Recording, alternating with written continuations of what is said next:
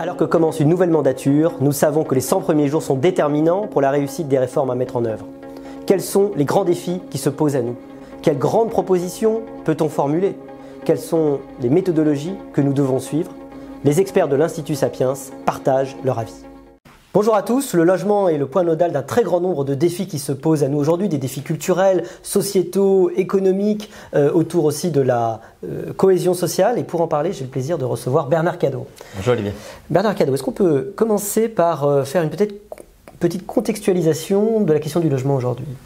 Bah oui, ce qu'il faut dire en premier lieu, c'est que le logement a été le grand absent de la campagne électorale des présidentielles et a fortiori de la campagne électorale législative que nous venons de vivre. À aucun moment, ou tellement peu souvent, on a abordé ce sujet, qui est pourtant... Ce qui ne laisse pas de nous étonner. Oui, parce que, oui, et puis c'est pas seulement des revendications catégorielles, c'est juste de dire que le logement, ça concerne tous les Français, tous les jours. On a parlé beaucoup de pouvoir d'achat, et c'est normal, mais est-ce qu'on a rappelé que le logement, c'est la première dépense contrainte de tous les ménages, qu'ils soient locataires ou accédant à la propriété quand ils remboursent un crédit. Donc on ne comprend pas.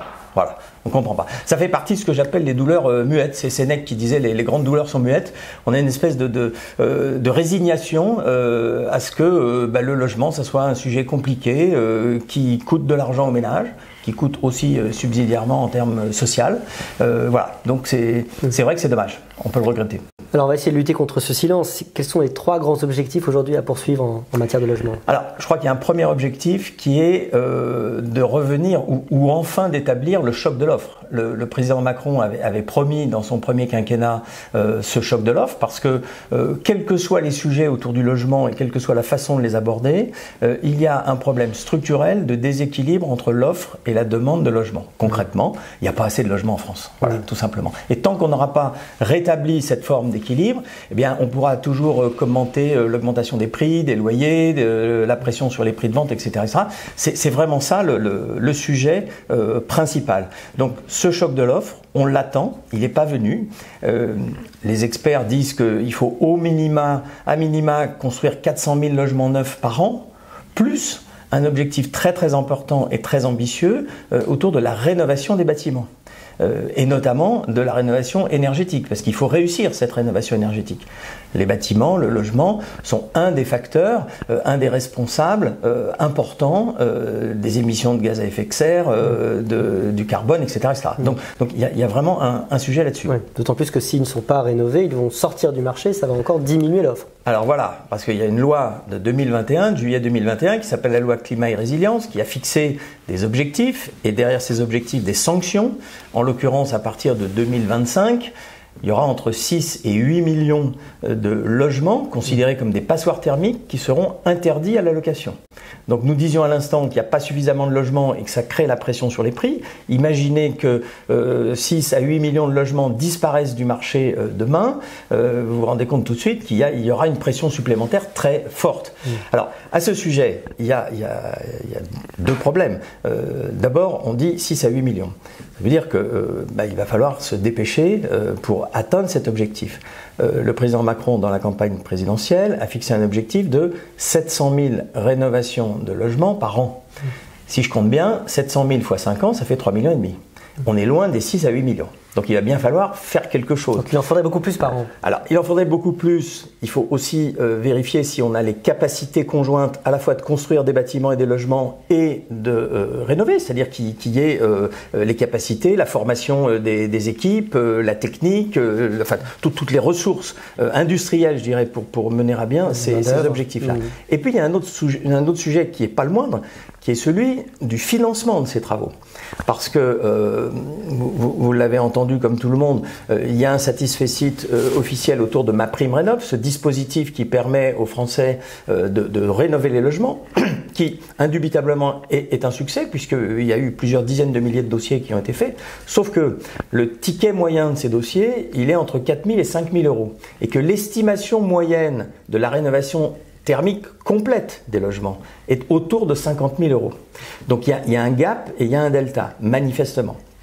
Donc il y aura ceux qui pourront, et puis il y aura ceux qui n'auront pas les moyens de réaliser cette rénovation thermique. Donc moi je suggère que, bien évidemment, c'est un objectif sociétal global, donc il ne faut pas passer à côté. Donc ce que je suggère, c'est que l'on puisse financer, que la puissance publique puisse financer ces travaux.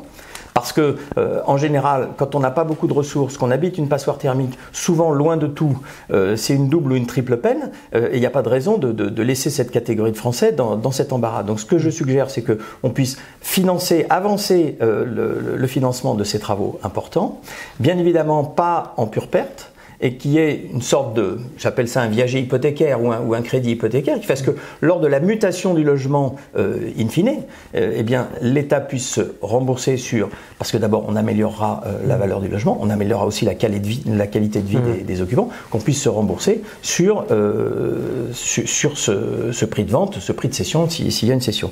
Ça me paraît des objectifs et des choses très importantes. Puis il y a un troisième grand objectif, qui est autour de l'aménagement des territoires. La réalité, on le sait bien, elle n'est pas partout à Paris. On sait qu'on est dans un pays très jacobin, il faut arriver à sortir un petit peu de ce schéma-là. Le Covid a montré l'appétence des Français pour aller vivre ailleurs, loin des métropoles, le développement du télétravail, etc., etc. Ça ne se décrète pas, ça se fabrique, ça s'anticipe, il faut créer ces conditions-là. Les gens ont plutôt envie donc de changer d'environnement, encore faut-il qu'ils trouvent à la fois des services, des crèches quand ils ont des enfants, des moyens de transport, qu'il y ait un internet au débit un petit peu partout, et au travers de cela, c'est aussi la revitalisation des centres-villes, c'est aussi recréer une vie sociale dans les territoires, donc c'est un enjeu qui est très très important, parce que on ne fera pas la transformation dont on parle sans qu'il y ait cette notion d'aménagement des territoires. Et puis chaque territoire n'est pas comparable à celui d'à côté, il faut aussi en tenir compte. Alors on voit bien que c'est un problème complexe, multidimensionnel, beaucoup de facteurs, beaucoup de choses qui sont possibles de faire, mais qu'est-ce qu'on peut retenir comme 3 réformes principales à faire ? Alors je crois qu'il y a une première réforme qui consiste à simplifier et à réhabiliter l'acte de construire. Et de rénover aussi. C'est incroyablement complexe et long. Vous déposez un permis, c'est plusieurs mois, il y a des délais de recours qui s'allongent, etc., etc.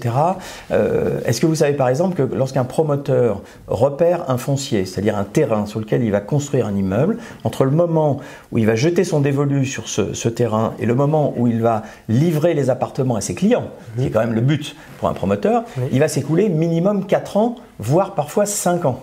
Donc on comprend tout de suite cette difficulté et l'impérieuse nécessité de réduire ces délais. Il y a eu aussi des dispositifs sur le ZAN, sur le zéro artificialisation nette des sols. C'est compliqué à prononcer. Bon, il va falloir certainement assouplir. Ce que j'évoquais à l'instant sur les passoires thermiques, la deadline, elle est en 2025. 2025, c'est demain. Il faudra sans doute revoir ces délais et simplifier un petit peu, mettre un petit peu d'huile dans les rouages. Après, le deuxième grand corps de réforme qu'il faut engager absolument, c'est la réforme fiscale. Mais pas des petits morceaux. Il faut sans doute commencer par les dispositifs fiscaux qui sont liés à l'incitation à acheter dans le neuf, mais pas que ça. Parce qu'il y a ce qu'on appelle les DMTO, les droits de mutation, les droits de donation, la succession, etc., etc. Tout ça, à la fois, ce sont des facteurs qui empêchent notamment la mobilité, les droits de mutation, les fameux frais de notaire, improprement appelés frais de notaire, mais peu importe, tout le monde comprendra. Bien, il faut que ça diminue parce que c'est un facteur qui empêche la mobilité. Les Français nous le disent, il faut le voir. Les donations et les successions, ça paraît tout à fait logique parce qu'on vit de plus en plus vieux et en bonne santé. Et si on veut que le patrimoine accumulé puisse irriguer l'économie réelle, eh bien, il faut donner les moyens à celles et ceux qui en ont la possibilité, bien sûr, de transmettre tout ou partie de leur patrimoine beaucoup plus tôt et sans entrave, de sorte que celles et ceux qui en seront les bénéficiaires puissent à leur tour investir et alimenter cette économie réelle. Donc il y a des choses à revoir. Et puis il y a un autre volet qu'on évoque assez peu souvent, je dirais une fois par an lorsque la Fondation Abbé Pierre remet son rapport, c'est le logement d'urgence. 30 000 personnes dorment dans la rue encore aujourd'hui en France tous les jours.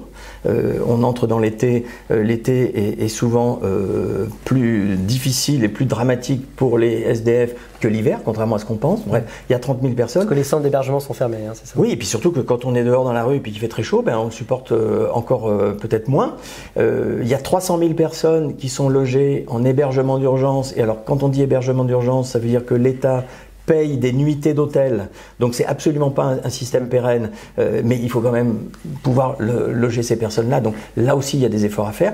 Et puis un autre volet très important qui est celui de la modernisation du logement social. Alors ce que j'entends par là, c'est pas moderniser les logements sociaux, parce que les normes de construction des logements sociaux sont des normes drastiques, qui sont respectées et qui font que, in fine, les bailleurs sociaux livrent des logements de très bonne qualité aux occupants. Mais ce que j'appelle la modernisation, c'est la modernisation du système. Est-ce qu'on va s'attaquer par exemple au taux de rotation dans le parc social, qui, on le sait, est 3 à 4 fois moins élevé que dans le parc privé? Est-ce qu'on va permettre une mixité sociale d'une nature différente en permettant à des locataires de devenir propriétaires de leur logement social à côté d'autres attributaires du logement social? Donc je pense qu'il y a des choses à revoir pour ça, parce que voilà. Pour l'efficacité du oui, système. et puis parce que le logement, c'est pas des silos qui sont les uns à côté des autres. Le logement, c'est quelque chose qui doit être transverse, qui concerne tout le monde, avec ce qu'on appelle le fameux parcours résidentiel, lequel parcours résidentiel est bien abîmé aujourd'hui.